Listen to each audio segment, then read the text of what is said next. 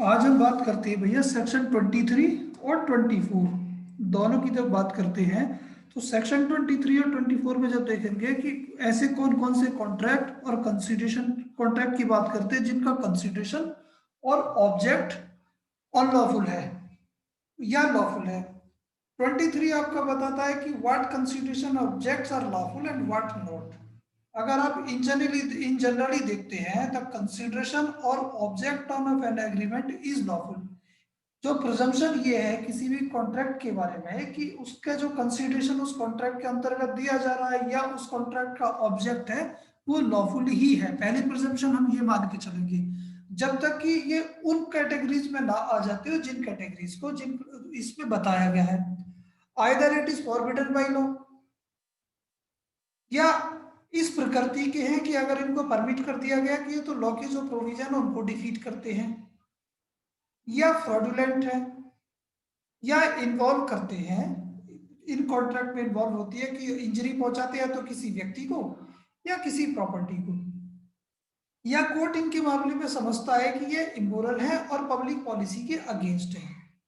तो इनमें से प्रत्येक स्थिति में in each of this case the consideration और object of an agreement is said to be unlawful. तो इनमें से प्रत्येक स्थिति में जो प्रतिफल और उद्देश्य दोनों की हम बात करते हैं किसी भी करार के वो विधि विरुद्ध होगा यानी कि अनलॉफुल होगा। Every agreement of which the object of consideration is lawful unlawful is void.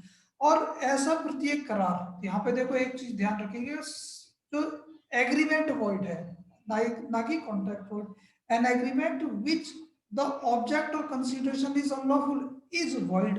और मेन चीज हम ये देखते हैं कि जब सेक्शन 23 हमारा किस चीज पर बेस्ड है। सेक्शन 23 के लिए हम एक लीगल मैगजीन देखते हैं एक्स टर्पी कॉजा नॉन ऑरिटर एक्सियो। कोई बताएगा कोई इसके बारे में? X terpy कॉजा non ऑरिटर एक्सियो।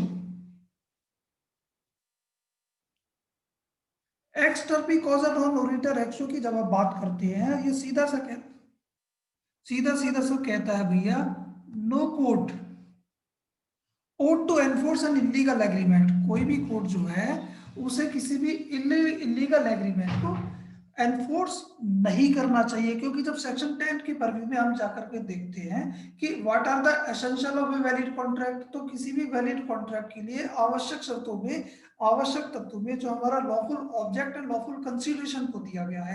अब सेक्शन 23 ने जब ये बता दिया कि इस प्रकार के जो कॉन्ट्रैक्ट किए गए हैं जिनमें कंसीडरेशन और ऑब्जेक्ट की हम बात करेंगे ये सभी अनलॉफुल होंगे अगर ये सेक्शन 23 या सेक्शन 24 के परव्यू में आते हैं।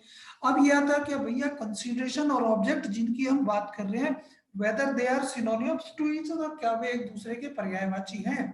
तो उसका उत्तर आता है भैया ये एक दूसरे के पर्यायवाची नहीं है क्योंकि जो ऑब्जेक्ट है ऑब्जेक्ट के लिए हम देखते हैं कि जो किसी भी कॉन्ट्रैक्ट के लिए कि जो पर्पस है वो क्या है और उस पर्पस के लिए जो कंसीडरेशन दिया जा रहा है that is different thing.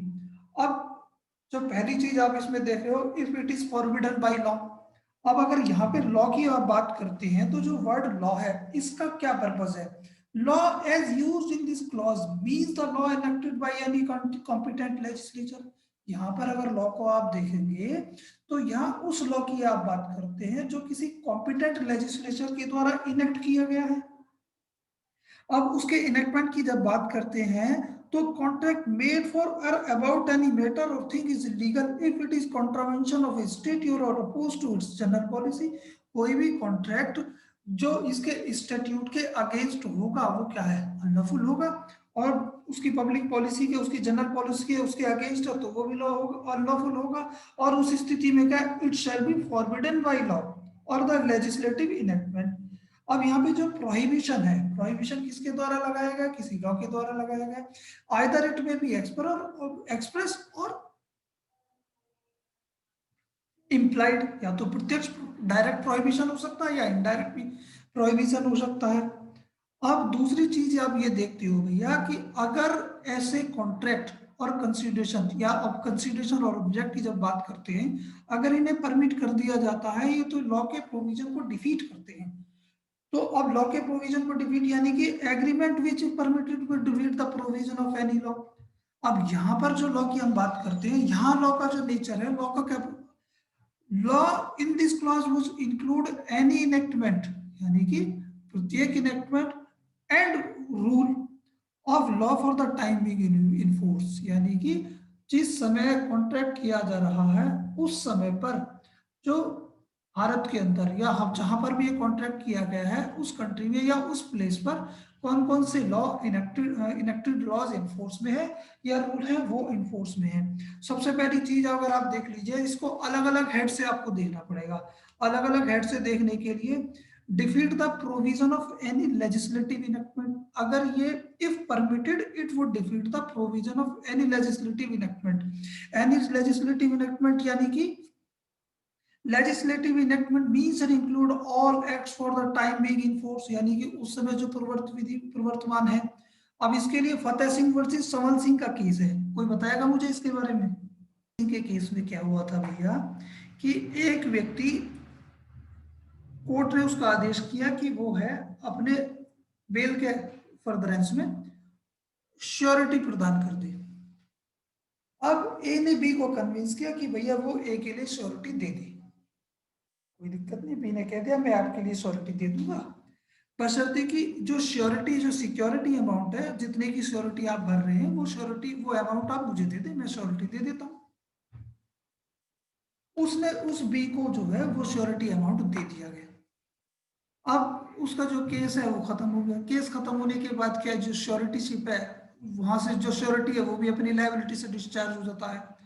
Discharge होने के बाद क्या हुआ, ए ने बी से उस अमाउंट को रिकवरी के लिए सूट फाइल किया, कोर्ट ने मना कर दिया, कह दिया कि ये जो एग्रीमेंट है ये लॉ के प्रोविजन को डिफीट करने के लिए था, क्योंकि यहाँ जो श्योरिटी है पैसे के बदले में नहीं, ये जो कॉन्ट्रैक्ट हुआ था अगेंस्ट लॉ है, जो सेक्शन 23 है उसके परव्यू में ये कॉन्ट्रैक्ट नहीं आता है। That's why A is not entitled to recover the amount which has been paid by A to B under the contract of श्योरिटीशिप।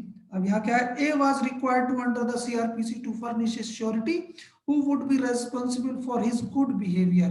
B agreed to stand surety on condition that A would give him the amount of the security. A then deposited the amount with him.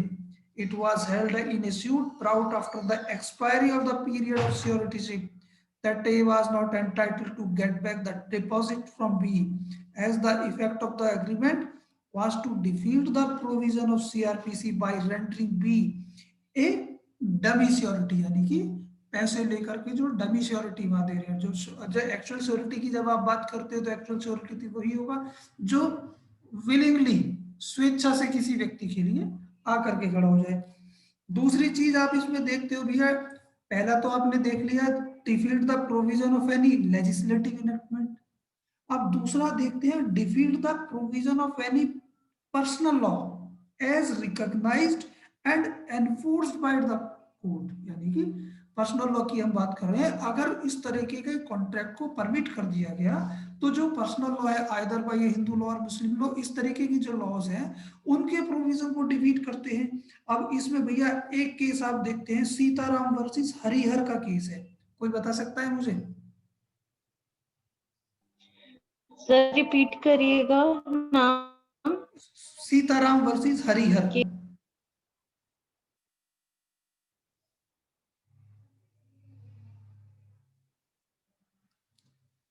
खैर कोई बात नहीं, देखो Sitaram versus Harihar के case की अगर हम बात करते हैं तो एक व्यक्ति ने अपने बेटे को एडॉप्शन में दिया दूसरे व्यक्ति को। अब एग्रीमेंट दोनों के बीच में ये हुआ, जो एडॉप्टिव फादर है, जिस व्यक्ति ने उस बच्चे को एडॉप्शन में लिया है, एडॉप्ट मतलब उस बच्चे को जो एक्चुअल फादर है कि उस बच्चे का, उसे एज मंथली अलाउंस देता रहेगा, एक पर्टिकुलर अमाउंट हर महीने उसको देना होगा। और ये कॉन्ट्रैक्ट दोनों का तय हो गया, उस समय तक दिया गया, उसके बाद देना बंद कर दिया गया। तो जो बच्चा, जो एक्चुअल फादर थे, उन्होंने सूट फाइल किया, कोर्ट ने मना कर दिया। क्यों? ये भैया पर्सनल लॉ की जब हम बात करते हैं तो वहां एडॉप्शन के लिए क्लियर कट प्रोविजन यही है कि जो एडॉप्शन है वो भैया नेचुरल लव एंड अफेक्शन में दिया जा रहा है। जो नेचुरल फादर है वह कंसिडरेशन की जरूरत नहीं है उसके लिए, क्योंकि तो पब्लिक पॉलिसी के अगेंस्ट है।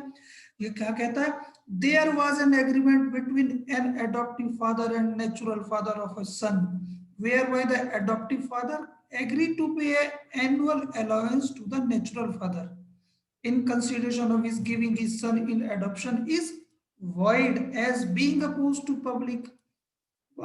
the policy of Hindu law. A father can give his son in adoption only out of love and not because of money consideration. भैया पैसे के बदले में नहीं देगा तो इसका मतलब क्या, वो ह्यूमन ट्रैफिकिंग के परव्यू में आ जाता है। फिर दूसरा एक केस इसमें भैया ये है अब्दुल वर्सेस हुसैन बेल का केस है, कोई बताएगा इसके बारे में? तो भैया जो एक होता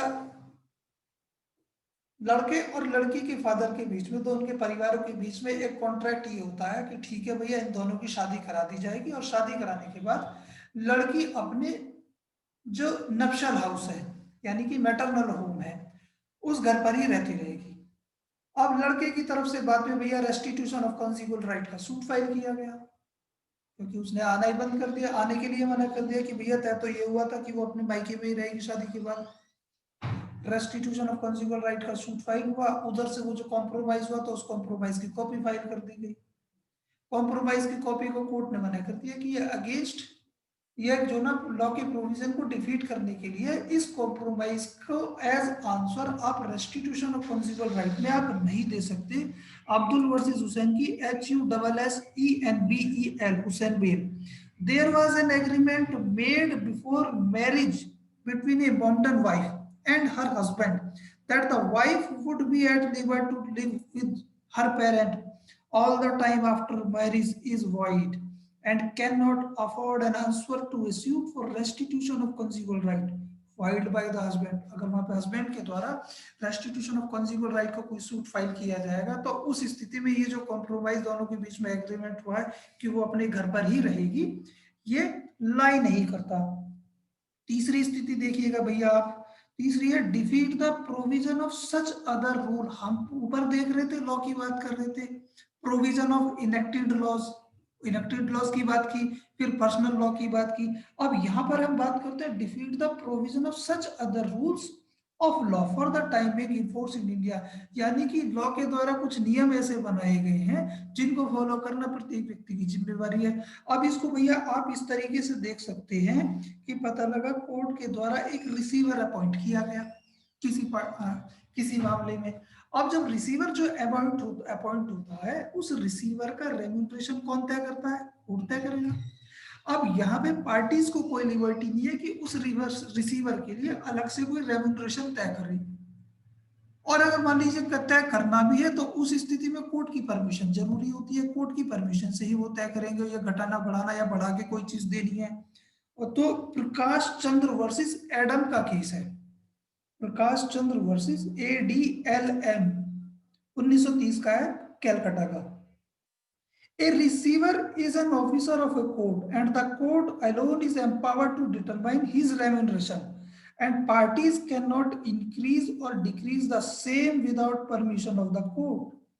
A promise to pay the salary of receiver without leave of the court, even if unconditional, being in contravention of law, does not bind the promisor। उस स्थिति में प्रोमिसर को बाइंड नहीं करती है, क्योंकि अगर ये चीजें परमिट कर दी गई तो ये भैया क्या है, उन प्रोविजंस को जो लॉ के द्वारा बनाए गए हैं उन्हें डिफीट करने की कोशिश करेगी। तीसरी स्थिति आप देखते हो भैया फ्रॉडुलेंट। फ्रॉडुलेंट से क्या मतलब है, ऑब्जेक्ट और consideration of an agreement is vitiated by fraud agreement और defraud creditors and cases of collusive transfers. एक सेकंड रुकिए भैया, फ्रॉडुलेंट की जो कोलिजिव असाइनमेंट की हम बात करते हैं इसमें भैया साहिब राम वर्सेस नागरमल का एक केस है, कोई बता सकता है इसके बारे में? चलो कोई बात नहीं। देखो ए और बी दो व्यक्तियों ने मिलकर के एक एग्रीमेंट किया और एग्रीमेंट किया उन्होंने इस बात के लिए किया कि वो जो सेक्रेटरीट डिपार्टमेंट है उससे एक कॉन्ट्रैक्ट हासिल करेंगे, उनके साथ एक कॉन्ट्रैक्ट करेंगे। लेकिन ये चीजें भैया उनके बीच में तय होगी कि जो कॉन्ट्रैक्ट है बिना फ्रॉड के बिना कॉल्यूजन के उनके साथ नहीं किया जा सकता। जो सेक्रेटरीट डिपार्टमेंट से अगर जब तक धोखाधड़ी नहीं करेंगे, कोई फोर्स काम नहीं करेंगे, तब तक हमें कॉन्ट्रैक्ट को नहीं मिलने का। उन्होंने वो फॉर्जली जो है डॉक्यूमेंट वगैरह तैयार किए और कॉन्ट्रैक्ट कर लिया सेक्रेटरीट डिपार्टमेंट के साथ, कोर्ट ने मना कर दिया। In this case A and B entered into an agreement to obtain a contract from the secretariat department for the benefit of both, दोनों के अपने के फायदे के लिए, but the contract could be procured only by practicing fraud on the department. अब court ने कह दिया भैया, held that the object of the agreement was fraudulent and therefore it was void. दूसरा भैया इसमें पोगोस वर्सेस दिल्ली बैंक का एक केस है, इसमें क्या कह दिया, any anti-nuptial settlement in fraud or creditors is held void though the wife is a minor and is not a party to the fraud. और जो एंटी नप्शल एग्रीमेंट है, शादी जो सेटलमेंट है जो फ्रॉडुलेंटली किए गए हैं, एंटी नप्शल एग्रीमेंट की क्या है, सीधे सीधे से जो शादी से पहले के जो जितने भी एग्रीमेंट है, जो मेहर वगैरह सारी चीजें तय की जाती है, जो सब एंटी नप्शल एग्रीमेंट है। अब उस एंटी नप्शल एग्रीमेंट को फ्रॉडुलेंटली कोई चीज की गई है, तय की गई है, तो वहां पर वो सारे के सारे एनफोर्सिबल नहीं है। चाहे उस स्थिति में माइनर जो वाइफ है अगर माइनर भी है तो भी वो एनफोर्सेबल नहीं है, क्योंकि जो वाइफ है उसकी पार्ट है या नहीं है। अब दूसरा इसमें भैया देखते हैं आप, involving an injury to the person और प्रॉपर्टी ऑफ अनदर। अगर कोई कॉन्ट्रैक्ट जिसमें क्या प्रॉपर्टी और पर्सन को कोई इंजरी इन्वॉल्व करते हैं, वो अगर ऐसी कोई स्थिति है तो भी ये एनफोर्सेबल नहीं है। अब इसमें इंजरी और कोई मुझे एग्जांपल देके बता सकता है भैया इसके लिए? Sir, an agreement to commit a crime. और बेटा बताओ।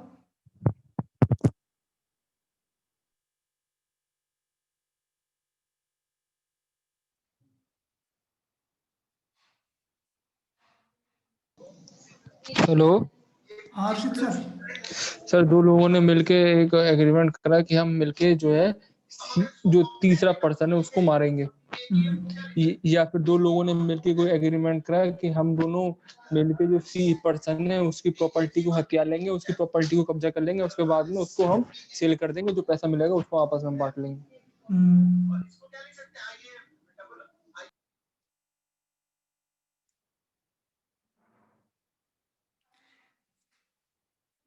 जो हमारे हर्षित सर है, हर्षित सर एक प्रिंटर के पास गए, पेंटर के पास, और पेंटर के पास जाकर के कहा कि भैया ये एक लेबलेस स्टेटमेंट इन्होंने उसको दिया। जो लेबलेस स्टेटमेंट है यानी कि वो डिफेम करता था इसे, हमारे दीपक जी को, दीपक जी को एक अगेंस्ट एक डिफामेटरी स्टेटमेंट तैयार किया और पेंटर को दे दिया कि भैया जाकर इसे दीवारों पर छाप दो। ठीक है भैया, उसने भी जाकर दीवारों पर छाप दिया। उसने हर्षित जी से पैसे मांगे पेंटर ने, हर्षित जी ने देना सब मना कर दिए, पेंटर कोर्ट चला गया, कोर्ट ने भी मना कर दिया। क्यों? कि ये जो कॉन्ट्रैक्ट है भैया जो इनके बीच में हुआ था, ये इंजरी किसी व्यक्ति को क्या, या तो उस व्यक्ति की ख्याति की क्षति पहुंचा रहे हैं उस पर्सन को, या प्रॉपर्टी की क्षति पहुंचा रहे हैं, तो उस स्थिति में क्या है, ये मना कर दिया। An agreement which has for its object causing an injury to another or property of another would be covered by this clause. A tradesman cannot recover the price of libelous publication sold by him, nor a printer the price of printing a libelous work, nor can a suit lie for an agreement to indemnify a person for any damage incurred by him owing to the publication of the libelous work. अब सीधा क्या कि ए ने इसके लिए, आप जो ए है किसी ने एक न्यूज़पेपर के एडिटर के पास गया और उसने कहा कि भैया ये जो लेबलेस स्टेटमेंट है इसे न्यूज़पेपर में पब्लिश कर दीजिएगा। उसने कर दिया, उसने पैसे मांगे, देने से मना कर दिया। अब दूसरा जो लास्ट पॉइंट आप देखते हैं अभी आप, इसके बाद पांचवा, immoral an agreement the object और consideration of which is immoral is void. ऐसे एग्रीमेंट भी जिनका ऑब्जेक्ट और कंसीडरेशन की भी आप बात करते हैं, अगर वो इमोरल है तब उस स्थिति में भी क्या है, वो कोर्ट उसको एनफोर्स नहीं कराएगा। और ये हमारा एक लैटिन का एक मैक्सिम है, एक्स डोलो मालो नॉन ओरिटर एक्शो, कोई बताएगा मुझे? एक्स डोलो मालो नॉन ओरिटर एक्सियो,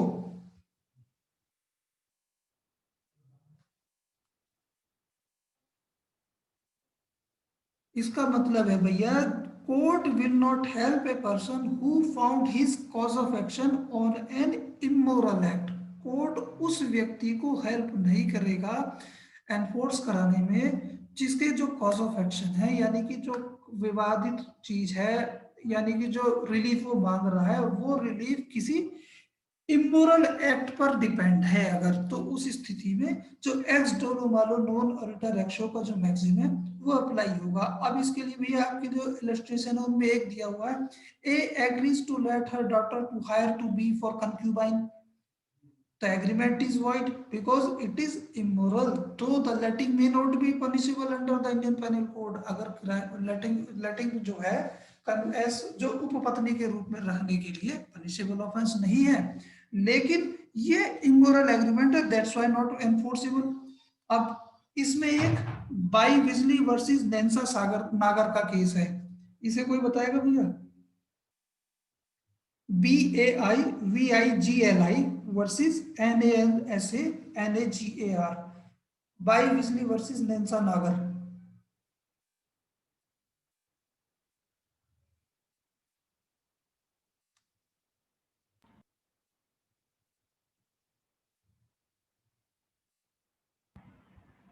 कोई बताएगा?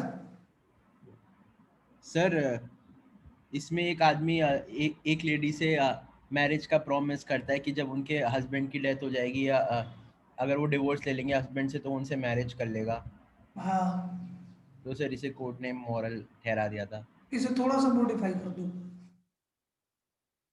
सर इतना ही मालूम है मुझे। नहीं, इसे मॉडिफाई इतना करना है, इसमें एक व्यक्ति के द्वारा जो मैरिड वुमेन है उसे क्या है इनेबल किया गया, उसे असिस्टेंस दी गई कि वो अगर अपने पति से जो है डाइवोर्स ले लेगी तो उस स्थिति में ए उसके साथ शादी कर लेगा। अब इस तरीके का जो है और जो एग्रीमेंट है ये क्या है, इमोरल है, और वो वाइफ जो है वो महिला जो है पैसे तो ले लिए उसने लेकिन डाइवोर्स ले लिया, ए ने महिला के खिलाफ सूट फाइल कर दिया, कोर्ट ने कह दिया नहीं भैया, क्योंकि इस तरीके की जो कॉन्ट्रैक्ट है अगर इनको परमिट किया गया तो ये तहस नहस मचा देंगे चारों तरफ, तो that's why the agreement is not enforceable. The plaintiff advance money to the defendant a married women to enable her to obtain a divorce from her husband and the defendant agreed to marry her as soon as she could obtain a divorce। तय क्या कर दिया court ने, the plaintiff was not entitled to recover back the amount as the object of agreement was void।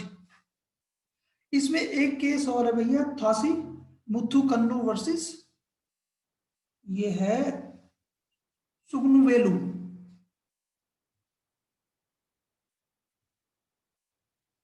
बताएगा कोई इसे? थासी मुथु कन्नू, एक व्यक्ति का ने एक एग्रीमेंट किया किसी दूसरे व्यक्ति के साथ, ए ने बी के साथ एग्रीमेंट किया कि बी ए को गिफ्ट देगा और उस गिफ्ट के बदले में जो ए की वाइफ है उसके साथ बी के साथ इमोरल रिलेशन में रहेगी। कोर्ट ने इस कॉन्ट्रैक्ट को, इस एग्रीमेंट को भैया मना कर दिया। A gift made to husband and a wife, the consideration for which is the maintenance of immoral relation between the wife and the donor, is void ab initio and not binding either on the donor or his legal heir। अब इसमें जो last point आता है भैया ये आता है आपका पब्लिक पॉलिसी। जो पब्लिक पॉलिसी की अगर आप बात करोगे तो पब्लिक पॉलिसी को भैया कॉन्ट्रैक्ट एक्ट में तो कहीं डिफाइन किया हुआ नहीं है, तो इसके लिए कहा जाके, तो इसके लिए सीधे सीधे से, क्योंकि ये अपने आप में बहुत वाइड एरिया जो है उसको कवर कर लेता है। अब इसको जब इसके जो कवर जो ग्राउंड है जिनके ऊपर ये बेस्ड होता है, जो पॉलिटिकल ग्राउंड हो सकता है, इकोनॉमिकल और सोशल नेचर हो सकता है। अब इसमें एक केस आता है भैया स्पायर्स वर्सेस हंट का केस है,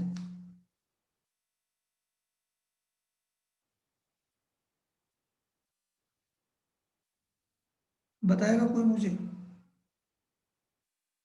जो जो स्पाइस वर्सेस हंट का केस है, जो हमें कुछ बता रहे थे अभी, उसको थोड़ा सा लेकर के जाएंगे।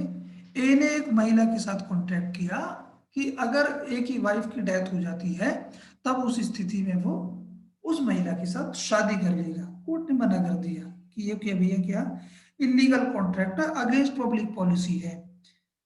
There was a promise by a man to marry the plaintiff after his wife's death was held to be illegal as it had a tendency to break up the marriage. अब इसमें कुछ ऐसी चीजें हैं भैया, जो कुछ ऐसे कॉन्ट्रैक्ट हैं जिनको पब्लिक पॉलिसी के अगेंस्ट माना गया है। इसमें trading with enemy in the sense ये है कि किसी भी ऐसे व्यक्ति के साथ, या तो जो एनिमी कंट्री का जो है रहने वाला हो, उस व्यक्ति के साथ जो कॉन्ट्रैक्ट है उनको बिल्कुल मना किया गया कि ये पब्लिक पॉलिसी के अगेंस्ट है। या अगर कोई हमारा फ्रेंडली स्टेट है, फ्रेंडली स्टेट कोई एक्ट ऐसा करते हैं, hostile act towards a friendly state. अब मान लीजिए सीधे से आप ये मान के चलिए कि हमारे किसी देश के साथ अच्छे संबंध है और हम यहाँ पर या उस देश में रह करके कोई ऐसा कॉन्ट्रैक्ट करते हैं जिससे कि वो उस देश की अर्थव्यवस्था को, इकोनॉमी को, सोसाइटी को या उस स्पेस को, पीस को, वहां की पीस को अगर नुकसान पहुंचाते हैं, तो ऐसे जो भी कॉन्ट्रैक्ट होंगे वो अगेंस्ट पब्लिक पॉलिसी होंगे। या इसको ऐसे मान लीजिए कि भैया बाहर के कुछ ऐसे नागरिक, ऐसे देश के नागरिक जिनके साथ हमारे फ्रेंडली रिलेशन है, हमारे यहाँ पर आकर इस तरीके के कॉन्ट्रैक्ट करते हैं जो हमारी इकोनॉमी को नुकसान पहुंचाते हैं। किसी भी तरह हॉस्टाइल से मतलब क्या है, पक्षद्रोही, यानी कि जो स्टेट के अगेंस्ट कोई इस तरीके के कॉन्ट्रैक्ट क्रिएट करते हैं वे सब इलीगल है और अगेंस्ट पब्लिक पॉलिसी है।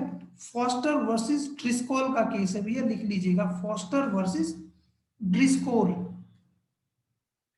दूसरा है भैया by stifling a criminal prosecution.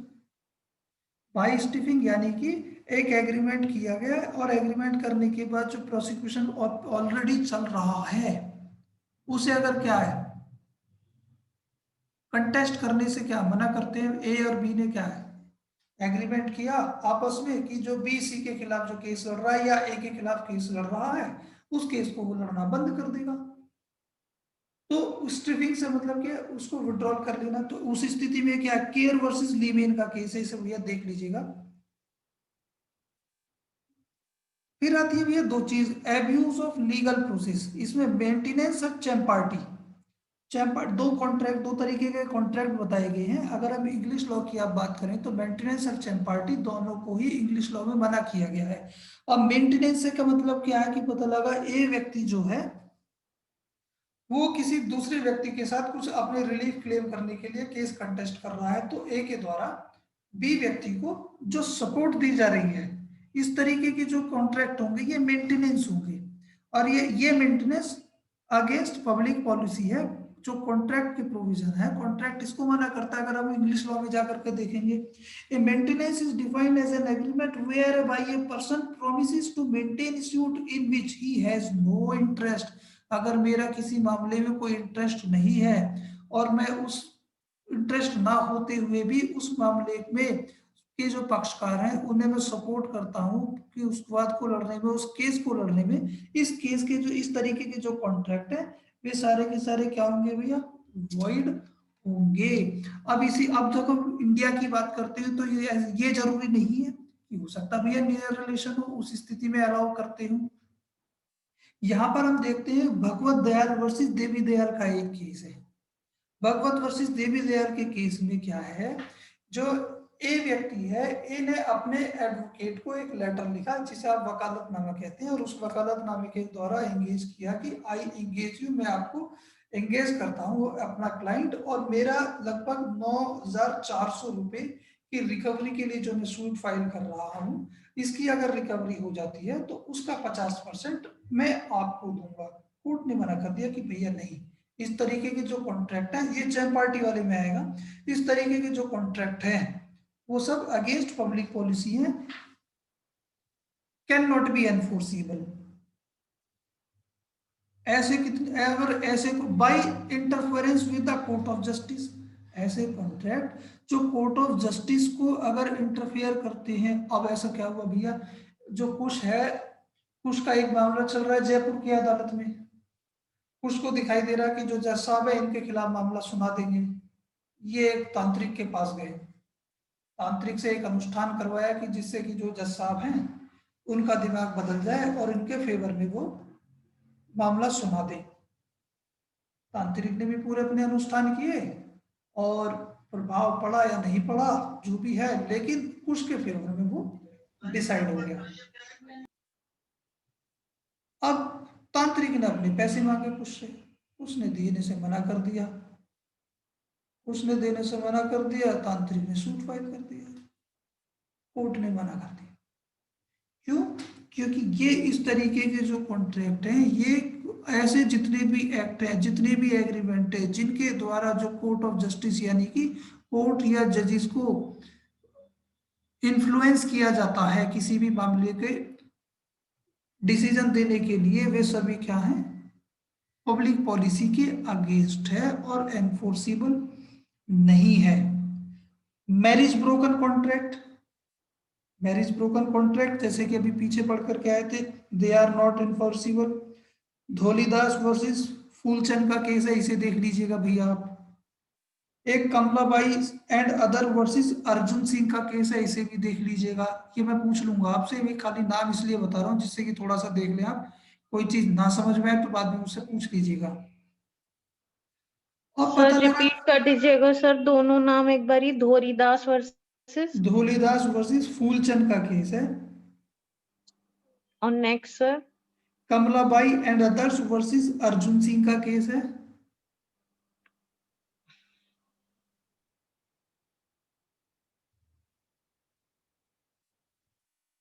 अब जो कुछ का सिलेक्शन हुआ था, कुछ ने तो भैया जो पब्लिक ऑफिस है उसे ही सेल कर दिया। ऐसे भी एग्रीमेंट कैसे भैया एनफोर्सेबल होंगे?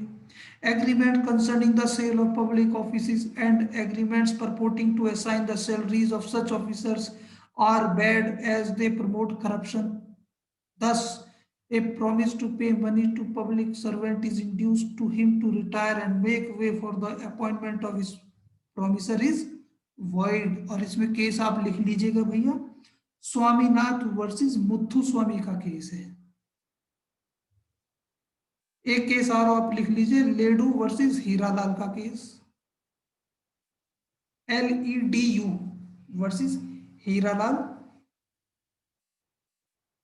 एक और केस इसमें लिख लीजिएगा भैया, बबीला वर्सेस मुनीर खान।